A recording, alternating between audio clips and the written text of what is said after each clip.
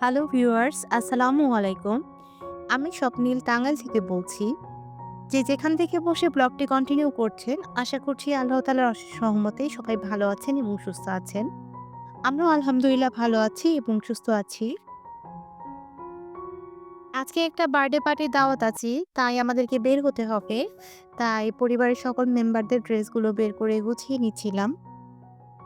যেহেতু birthday party ছিল, তাই আমার মেয়েকে একটা পার্টি ড্রেস পরাবো। এটা ওর ভাইয়ের বার্থডে পার্টি ড্রেস ছিল। আর আমি যে শাড়িটা পরবো সেটা আম্মুর শাড়ি। তো সাথে যে ম্যাচিং চুড়িগুলো রয়েছে সেগুলো আম্মুর। বার্থডে ড্রেস কোড ছিল ব্লু কালার, তাই ব্লু কালার ম্যাচ করে সবাই সবকিছু বের করে নিয়েছি। তো এখানে কিছু জুয়েলারি আছে। তো ড্রেসের সাথে এই জুয়েলারিগুলো আমার কাছে ম্যাচ মনে হয়েছে। এগুলোই পরে রেডি হয়ে আলহামদুলিল্লাহ বের হয়ে পড়েছি আমরা। এখন প্রায় মাগরিবের সময় হয়ে গিয়েছে। আর এই তো আমরা একটা রিক্সা পেয়েছি। এখন চলে যাব।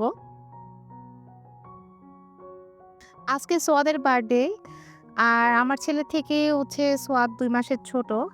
তো আমার ছেলের বার্থডের কিছুদিন পরেই ওর বার্থডেটা হয়েছে। আর যাওয়ার পরে দেখলাম যে ভাবি এখানে কেকের ডেকোরেশন করছিলেন। ভাবি নিজ হাতে কেক বানিয়েছেন সোয়াদের বার্থডের জন্য। মাশাআল্লাহ কেকটা অনেক সুন্দর হয়েছে। এই মুহূর্ত পর্যন্ত যেসব অডিয়েন্স আমার ভিডিওটা দেখছেন হয়তোবা একটা লাইক দিতে ভুলে গেছেন। তারা প্লিজ আমার ভিডিওতে লাইক দিয়ে আবার কন্টিনিউ করে যাবেন। আর আজকের ভিডিওটা যদি আপনাদের একটু হলেও উপকারে আসে বা একটু হলেও কিছু ইনফরমেটিভ মনে হয়, তাহলে অবশ্যই যারা চ্যানেলটিকে সাবস্ক্রাইব করেননি তারা চ্যানেলটিকে সাবস্ক্রাইব করে দিবেন।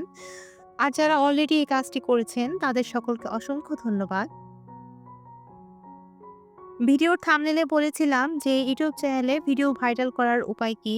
তো আজকে এই ভিডিও ভাইরাল করা নিয়ে ৩ টা সহজ টিপস আপনাদের সাথে শেয়ার করব। তার আগে আপনাদের সাথে বার্থডের ফুল ডেকোরেশনটা শেয়ার করে নেই।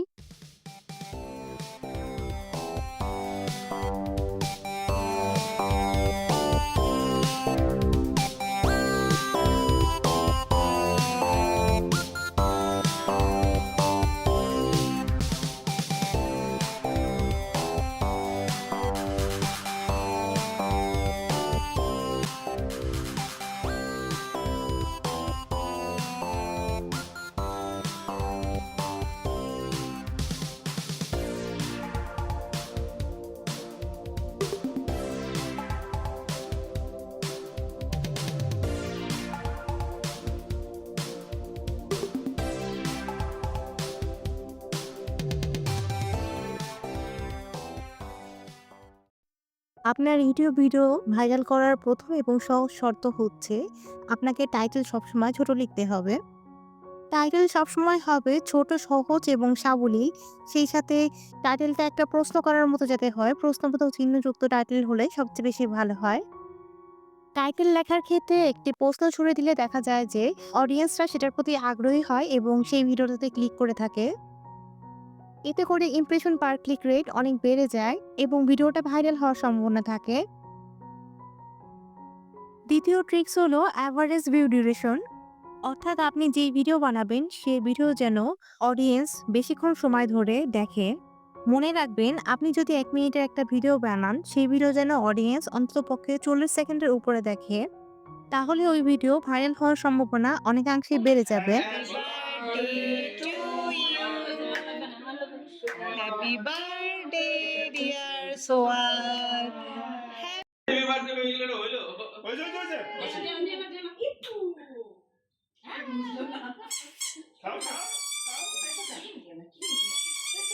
এই কেক দেন ভিতর ক্রিম দেন না।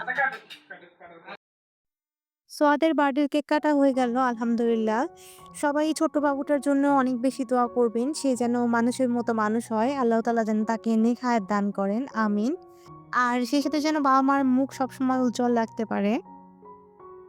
ভাবির বানানো কাপকেক আর কেকটা আলহামদুলিল্লাহ যথেষ্ট মজা ছিল। কাপকেকটা একদম 10 এ 10 ছিল।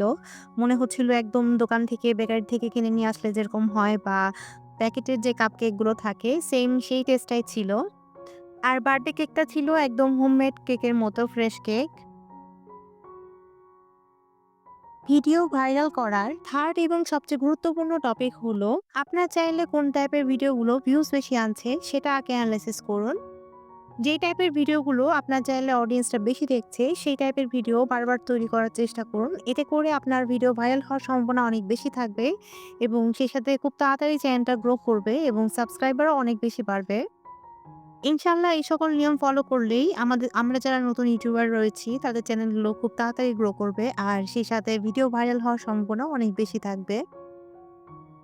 আমিন আপু এখানে চিজ বলগুলো ভেজে নিচ্ছেন। আর এই তো রান্নাবান্না মোটামুটি ভাবি সবই করে রেখেছেন। তো সেই খাবারগুলোই এখন গরম করে নেয়া হচ্ছে। টেবিলে খাবার সার্ভ করা হয়েছে। আমরা এখন রাতের খাবার শেষ করে তারপরে বাসায় ব্যাক করব।